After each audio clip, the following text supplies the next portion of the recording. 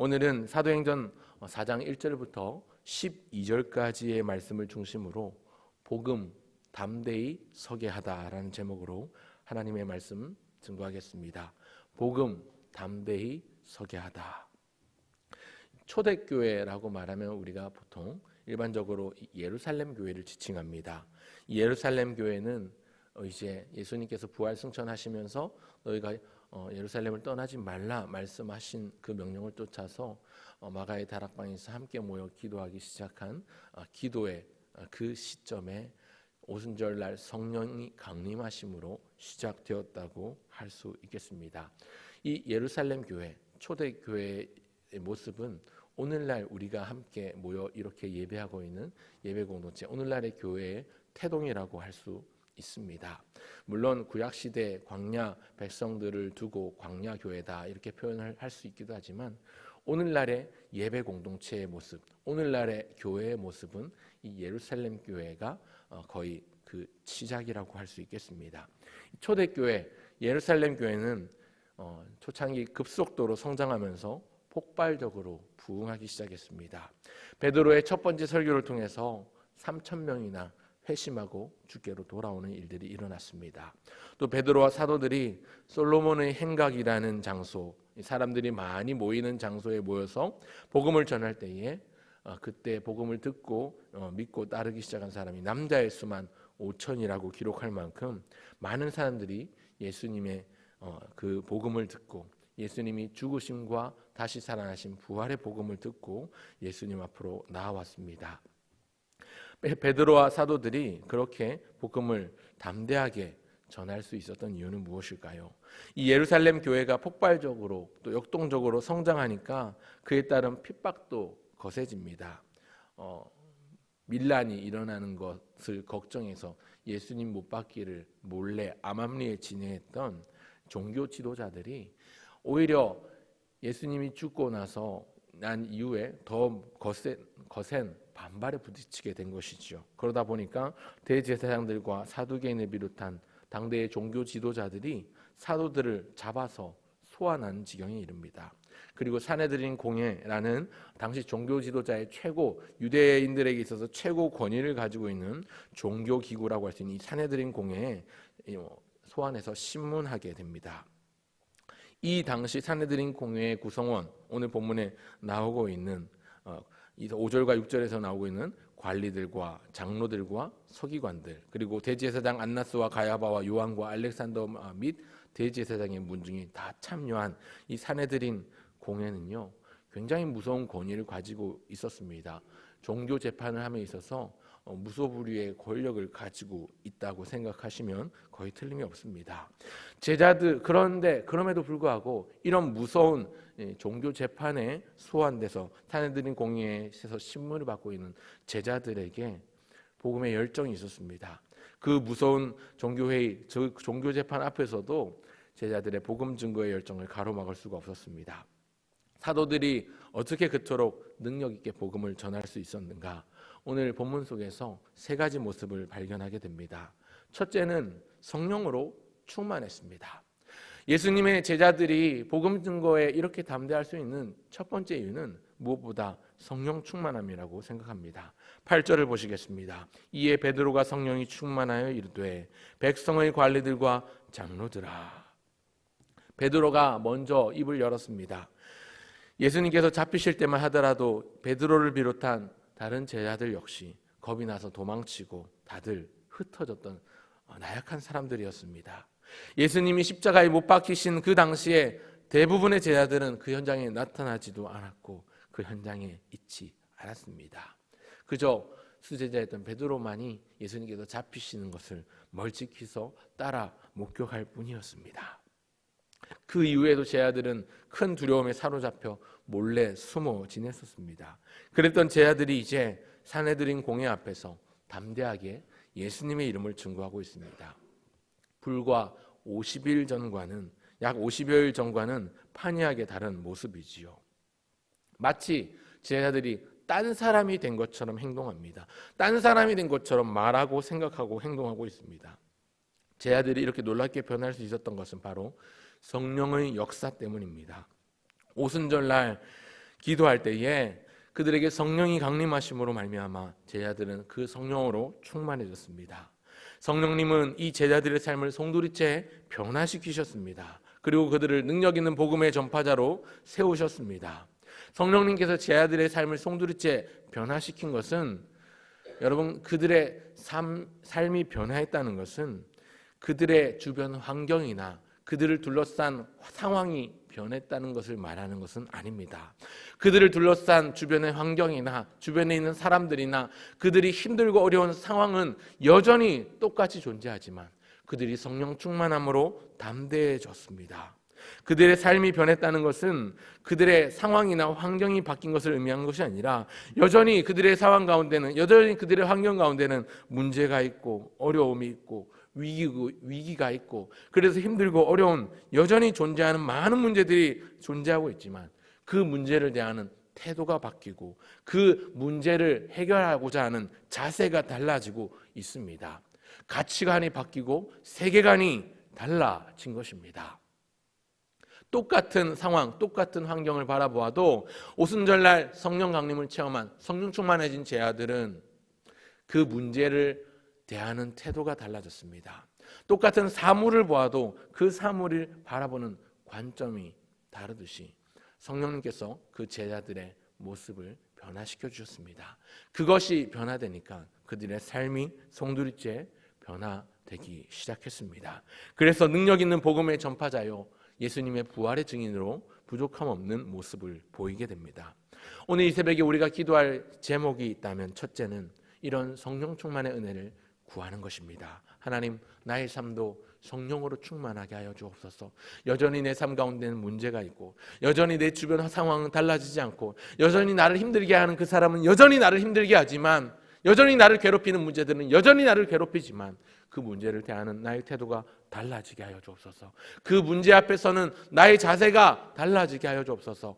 인간적인 생각, 나의 작은 힘으로 나의 나약한 모습을 뭔가 해보려고 몸부림치고 발버둥치고 그래서 이곳저곳 사람들을 만나고 그렇게 쫓아다니는 것이 아니라 성령으로 충만케 되어 하나님의 은혜를 구하고 하나님의 긍휼을 구하고 하나님께서 이루시는 일들을 기대함으로 이 모든 문제와 상황들을 접하고 그것을 대할 수 있는 우리의 가치관과 세계관이 새로워지고 달라질 수 있는 하나님 성령 충만의 은혜를 주옵소서.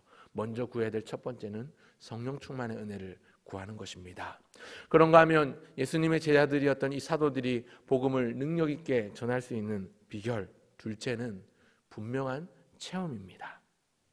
그들에게 분명한 체험이 있었습니다. 오늘 본문 10절을 보시겠습니다. 10절 같이 한번 읽어볼까요? 10절입니다. 시작. 너희와 모든 이스라엘 백성들은 알라. 너희가 십자가에 못 박고 하나님이 죽은 자 가운데서 살리신 나사렛 예수 그리스도의 이름으로 이 사람이 건강하게 되어 너희 앞에 섰느니라. 아멘. 여기 말하는 이 사람은 바로 앞장에 나오는 성전 미문에 앉아 구걸하던 거린, 또 앉은뱅이, 일어나지 못하는, 걷지 못하는 장애를 가진 사람을 고친 사람을 두고 하는 말입니다. 네 무슨 권세로 이 일을 하느냐? 신문 받기 시작합니다. 신문 받을 때 받았던 질문이 이것입니다. 너희들 무슨 권세로, 무슨 이름으로 이 일을 행하느냐? 도대체 누가 이 일을 허락했느냐? 묻습니다. 이 일에 대해서 담대하게 대답하기를 너희와 모든 이스라엘 백성들은 들으라, 그리고 깨달으라, 그 알라 말씀하면서 무엇을 말하냐면 너희가 못 박은 그 예수 그리스도를 하나님이 살리셨다 말씀하는데요. 분명한 체험이 있었다고 제가 말씀드렸는데 여기 10절에 나오는 두 가지 분명한 체험이 있습니다. 먼저는 이 사람이 건강하게 되어 너희 앞에 서느니라 라는 말을 하는 것으로 볼 때 이 사람, 방금 말씀드린 것처럼 바로 앞부분에 나왔던 성전 미문에 앉아 구걸하던 거린입니다. 지체 장애를 가져서 걸을 수 없었던 그 사람이 고침을 받은 것, 이 사람이 건강하게 되어서 걷기도 하며 뛰기도 하며 하나님을 찬송하게 된 이유가 바로 이들이 경험한 경험이고요. 그것을 본 것이죠. 그 현장에 아마 지금 이 제자들이 신문 받고 있는 사내들인 공회 이 현장에 이 나사렛 예수의 이름으로 일어나 걸으라 했을 때 일어나 걸었던 이 거린이 함께 있었던 것 같습니다. 이 사람이라고 지칭하고 있는 것을 볼 때 아마 신문받는 제자들 가까이에 있었던 것 같습니다. 이것을 체험한 것이죠. 은과 금은 없어도, 은도 없고 금도 없지만 내게 있는 것으로 네게 주느니 곧 나사렛 예수 그리스도의 이름으로 일어나서 걸으라 할 때에 그가 일어나서 걸었고 걷기도 하며 뛰기도 하며 하나님을 찬미하며 하나님의 살아계심을 노래했던 그 경험. 이 베드로와 요한은 자신이 고친 것이 아니라 예수님의 이름으로 권능으로 나아갔을 때 이 병자가 분명히 고침받고 일어나 뛰기도 하고 걷기도 하고 찬송하는 것을 보았습니다. 첫 번째 체험입니다. 또 다른 하나의 체험은 무엇입니까? 바로 앞에 말씀하고 있는데 10절 앞부분에 얘기하고 있는 그리스도 예수님의 죽으심과 부활의 능력을 체험한 것이지요. 너희가 십자가에 못 박은 것을 우리가 알았고 하나님이 죽은 자 가운데서 살리신 그 사건을 우리가 알았다는 것입니다. 그것을 분명하게 체험했다는 것입니다. 예수님의 죽으심도 직접 체험하며 목격하였고 예수님이 다시 살아나신 것을 직접 체험하고 목격하였기 때문에 이렇게 담대하게 말할 수 있는 것입니다. 이 성전 미문에 앉아 구걸하던 지체장애인을 고치신 이는 자기들이 아니라 예수님이시고 예수님의 이름과 그 권능임을 누구보다 잘 알았습니다. 경험적인 알미입니다. 은도 아니요 금도 아니요 그리스도이신 나사렛 예수의 이름으로 이 사람이 건강하게 되었다고 당당하게 밝히며 외칠 수 있는 이유는 분명한 체험 때문입니다. 그렇기 때문에 오늘 읽지는 않았습니다만 22절까지 본문을 읽다 보면 우리 이제 사내들인 공회 그 지도자들이 너희들 이제 더 이상 전하지 마라. 부활하신 예수에 대해서 더 이상 언급하지 마라 하는데 제 아들이 반문하기를 우리가 들은 바요, 우리가 본 바요, 우리가 믿는 바를 우리는 말하지 아니할 수 없노라. 그렇게 담대하게 외치는 것을 볼 수가 있습니다. 사도들이 위축되지 않고 담대하게 자기가 체험한 것을 증거하는 것이지요.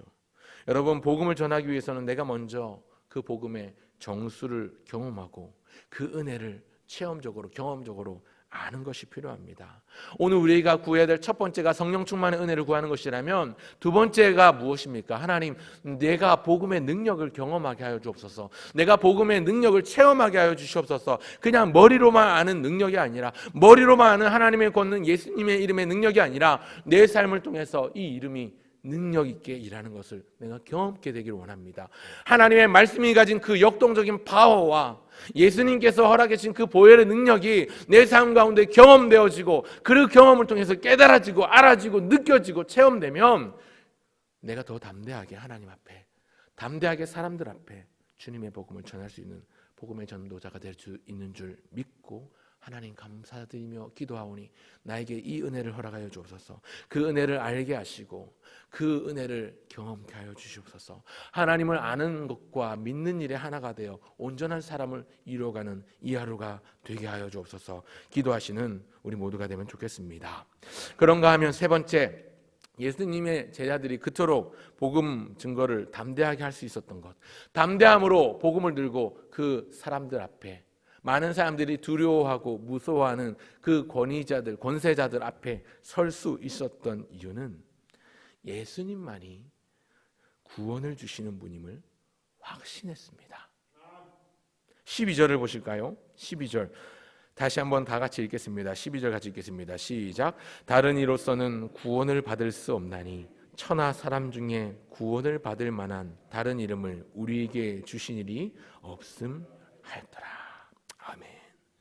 여러분, 예수님의 죽으심과 또 다시 살아나신 부활을 목격하고 그 능력을 체험했던 사도들, 예수님의 제자들은 오직 예수님만이 세상을 구원하실, 인류를 구원하실 분이라고 분명히 확신했습니다. 그래서 다른 이로서는 구원을 받을 수 없나니 그렇게 말씀하고 있는 것입니다.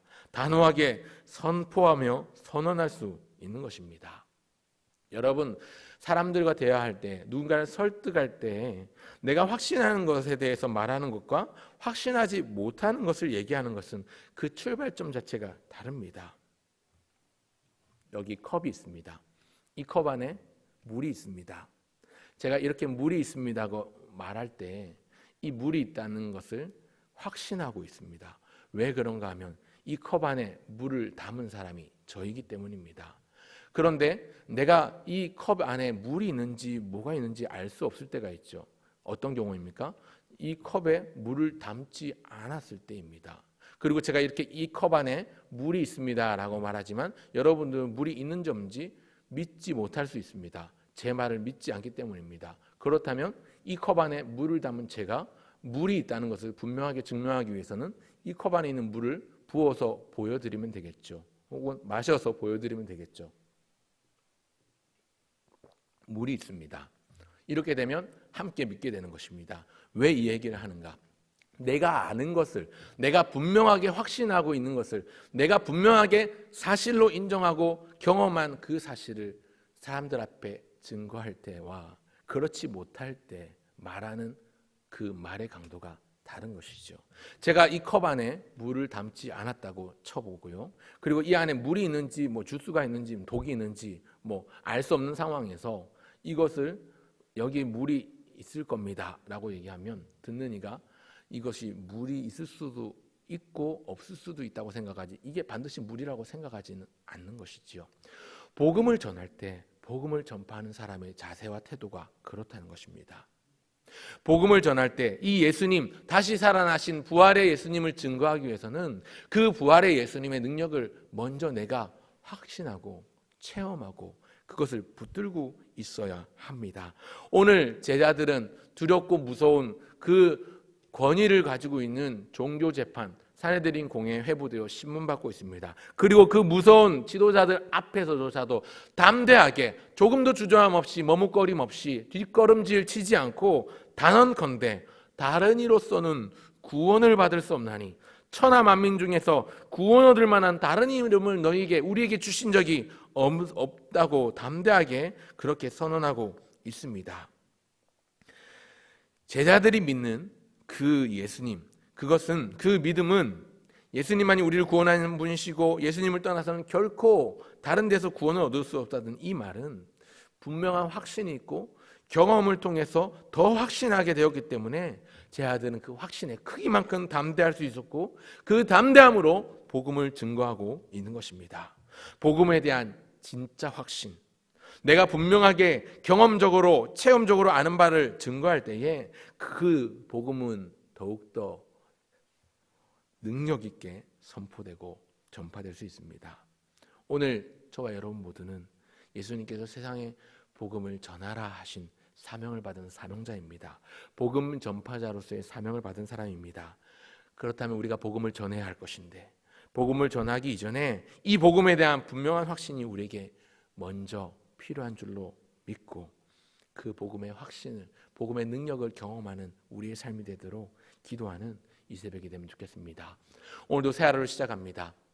하나님, 우리에게 허락해 주신 이 은혜의 선물, 이 복음을 굳게 붙들고 복음의 능력을 내 삶 가운데 먼저 경험하며 그 경험을 통해 깨달은 바 복음을 능력 있게 증거하고 세상 앞에 드러낼 수 있는 그런 사람이 되게 해주십시오.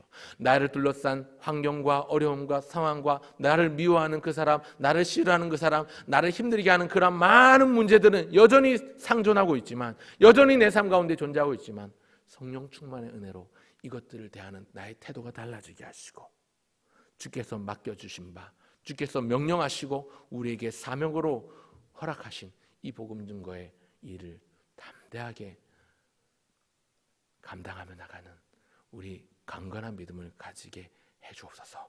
기도하시는 저 여러분 모두가 되시기를 주의 이름으로 축원합니다.